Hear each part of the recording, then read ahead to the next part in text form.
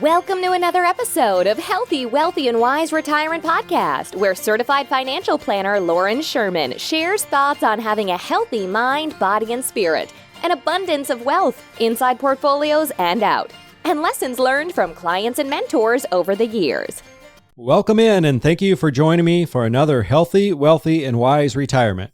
I am your host, Loren Sherman, and today we're going to offer a quick overview of the Secure Act 2.0. You may have heard some rumblings about this already, as there was a lot of speculation as it was being discussed within Congress. Then, in December, just before 2023, it was passed and signed into law. Now that we've given this a bit of time for the dust to settle, we will dive in and hit some of the highlights. But first, let's start with a quote. Sometimes, things change and they are never the same again. This looks like one of those times. That's life. Life moves on, and so should we.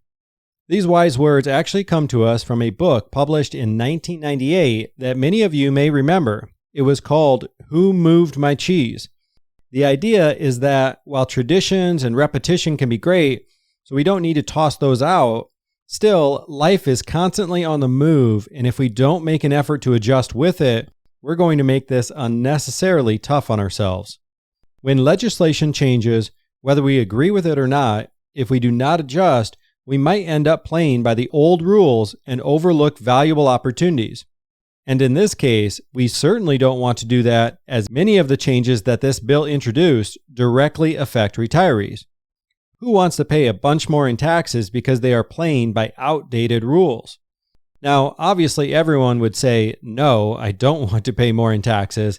But that could be the situation many retirees find themselves in if they do not make adjustments. I'm going to give a quick overview so that you're aware of these rules and it doesn't end up being you who is the one who gets punished for not knowing these new regulations. So, without further ado, let's dive right in. One big change for retirees is that the RMD age has been pushed back an extra year to age 73. You may remember from conversations in past episodes, RMD stands for Required Minimum Distribution, which is when our government tells us we have to start withdrawing money out of our retirement accounts so that they can be taxed. For as long as most of us can remember, the magic number was 70 and a half. This was when RMDs were to start. But then the first Secure Act in 2019 pushed this to age 72, and now it's being pushed one more year to age 73. And something to look forward to in another 10 years, this Secure Act 2.0 also includes an increase up to age 75, but that's not for another 10 years in the year 2033. So for now, the key age to remember is age 73. Why does RMD age matter at all? Well, as mentioned, this is when we are required to start withdrawing from retirement accounts. And when we are forced to do something within a certain time frame, that limits our flexibility, particularly from a tax perspective, since these withdrawals are taxed as ordinary income. With this increase to age 73, some retirees will save a great deal, as it's one more year where a Roth conversion might make sense, for example. Other retirees may notice little or no difference with this age change, but it's hard to say for sure until you or a professional review your income plan. In my opinion, the quick takeaway here is that nearly anyone younger than age 73 will likely be impacted in some way, while those beyond age 73 will keep withdrawing their RMD just like they have been. And for those retirees who saved the overwhelming percentage of their retirement assets in tax-deferred accounts, which could be a SEP, simple, 401k, IRA. But for those retirees who are overbalanced in tax-deferred assets, there's a strategy we can look into that delays a portion of their RMDs to age 85. That's something to be aware of, and there are a few variables that need to be considered. But if your RMD each year is causing you to pay more taxes than you would like, I would encourage you to reach out to our team, and we'd be happy to take a look at that for you to see if deferring a portion of your RMD to age 85 would help lower your lifetime tax bill. And before moving on, I want to spend a quick moment talking about that last comment, lowering your lifetime tax bill. It's been a little while since I've directly discussed this, But the goal of integrating your tax and financial planning isn't to see a short-term, one-year benefit of lower taxes. In fact, sometimes it's the opposite, where we need to take a 10,000-foot view and work on reducing our total tax obligation, which might mean paying more in the short term. This is the other side of the coin when it comes to pushing back the RMD age to 73. For many retirees, by far their greatest investment asset is their retirement account, where taxes are deferred until withdrawal. For many retirees, this unwittingly causes a tax time bomb when it comes to their RMD age. Or to say a little less dramatically, it causes a much bigger tax bill than they were expecting. But whether dramatic or not, the pain of that tax hit, along with the unintended tax consequences that occur as a result of a higher income, let's just say it doesn't have quite the pina colada on a beach type of feeling that some retirees were imagining. I will move on, but if you want to dive into that topic in more detail, I will link a previous episode in the show notes where I discuss the difference between what we call rear view tax planning versus windshield tax planning. Let's move on to a second piece of the Secure Act 2.0 regarding penalties. Hopefully you are not in a situation where you've had to pay these outrageous penalties for missing an RMD, but another change for the better is that this new Secure Act has reduced these dramatically. They've reduced from a 50% penalty, 50, down to a 25% penalty, or just 10% if you catch it in a timely manner. In my opinion, this is still an unfair penalty on an already excessive tax, so we're only improving a bad rule already, but at least they are going in the right direction, so I can embrace this change and get on board. Let's move on to those who are still in their working years. If you are still working and contributing to a retirement plan, you will now have more Roth flexibility, and if you are over the age of 50, the $1,000 additional amount that you can contribute will now be indexed for inflation, meaning it will presumably go up each year, giving you a chance to contribute more. In short, this gives retirees more options to save in a tax-free account. Of course, you still have to pay taxes on the front end, and then it grows tax-free. So if you believe your income will be less in retirement than it is now, this may not be the route to go, but at least there is additional flexibility there. Indexing the $1,000 catch-up amount with inflation will give retirees an opportunity to put a bit more into tax-advantaged accounts. It won't have a huge impact in any given year, but compounded over time will certainly have its benefits. And for anyone who perhaps is still working and has not yet reached age 59 and a half, you probably know this is the magic age in which you must wait in order to withdraw retirement funds without paying that 10% early withdrawal penalty.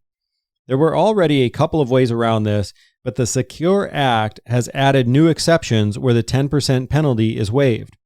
Primarily, these are based on withdrawing funds for medical needs, disaster relief, and other emergencies in which that 10% penalty may no longer be an issue. Also, Congress is recognizing an issue that many retirees will face, which is a need for some type of long-term health care in the later years of their life. To help combat this, this bill allows up to $2,500 per year to be withdrawn from retirement accounts to pay for long-term care insurance. So this would avoid that 10% early withdrawal penalty. This can be helpful for those who maybe have a lot of assets, but they are all tied up in retirement accounts and they have not yet reached age 59 and a half. I could see this being a benefit that finds traction, as roughly 70% of retirees will need some sort of long-term health care in their lifetime, even if it's just for a few months. With that said, about 20% of individuals will need long-term health care for 5 years or longer. It's easy to have the thought, well, that will never be me, especially when things are described as a percentage. But if you imagine for a moment that, let's say you have a dozen of your closest friends over for dinner, if you look around the dinner table, the numbers say that 2 of you will need extended care for 5 years or longer. That's not to say that insurance is the answer, as there are several ways to prepare for this situation, but it's simply illustrating the point that we need to have a plan ready to go if this becomes our reality. Let's move into college planning with 529 plans. I guess technically this would be higher education, but traditionally most people think of that as college. I don't imagine anyone listening in right now to a retirement podcast are of college age, but you may be contributing to a plan for your grandkids. What if I told you that the future of learning wasn't going to be happening in a traditional classroom or college? This is something I've personally been saying for a while, that the youth of today are going to have so many opportunities to learn that college will become mostly unnecessary. It's already happening, really. It just hasn't been as widespread as it will be over the next handful of years. With that thought, what happens to all of the funds people have built up within a tax-advantaged 529 plan that's designated for college?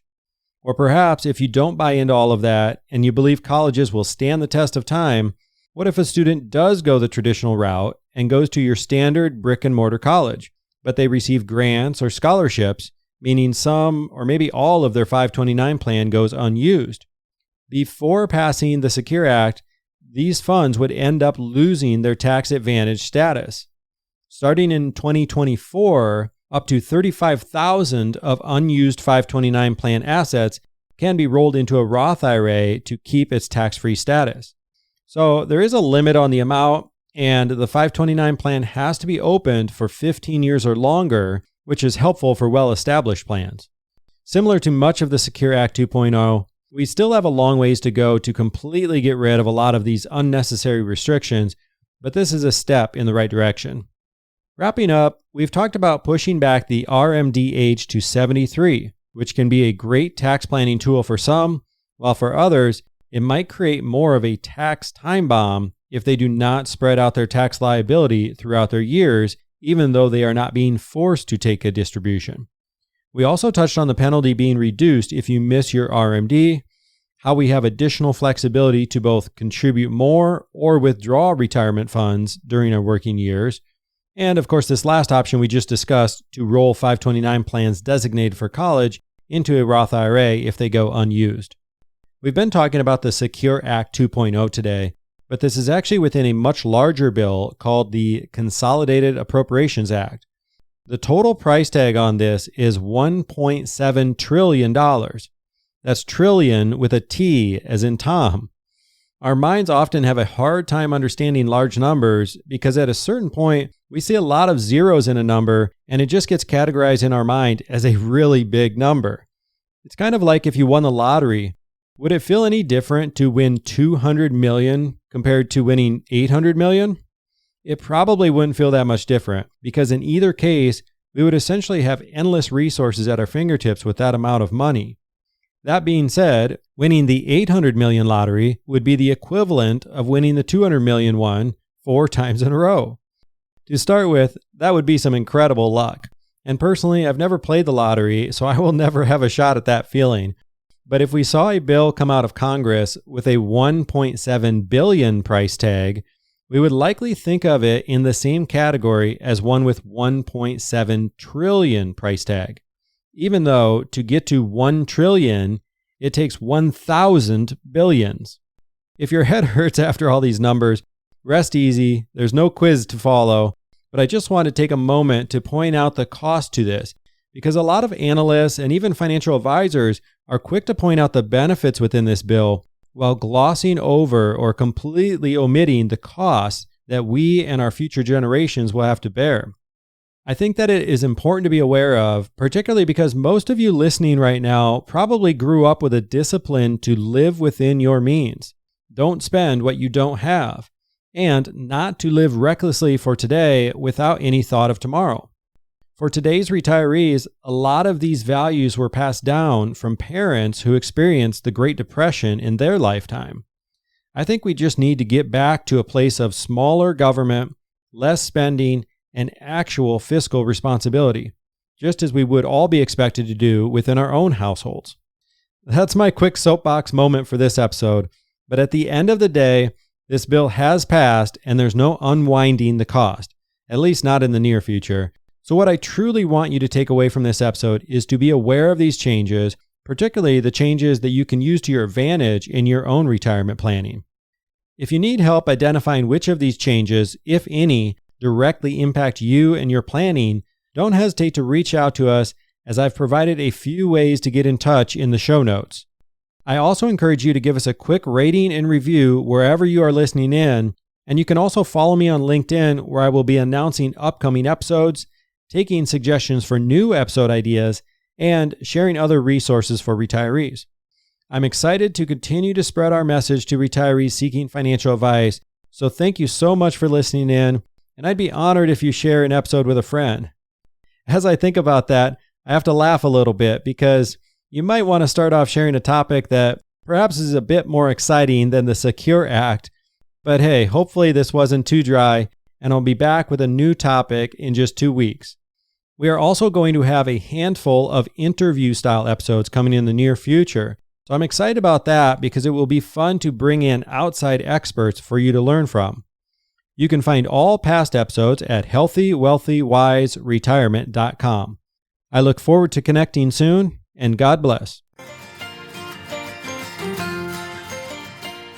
Thank you so much for listening and supporting this podcast. If you've enjoyed listening, we would love if you took a quick moment to leave an honest review. Of course, we're shooting for 5 stars, but if you have suggestions to improve the show, we would love to hear from you too. Just click on the podcast name, Healthy, Wealthy, and Wise Retirement Podcast, and scroll down to ratings and review. Thanks again for your support, as this helps us reach a wider audience and help even more retirees just like you. This podcast is for entertainment and informational purposes only and is not intended as a specific tax, legal, or investment advice. Loren Sherman is a certified financial planner and co-owner of Integrity Wealth Management, an investment advisor serving retirees in search of their own healthy, wealthy, and wise retirement lifestyle.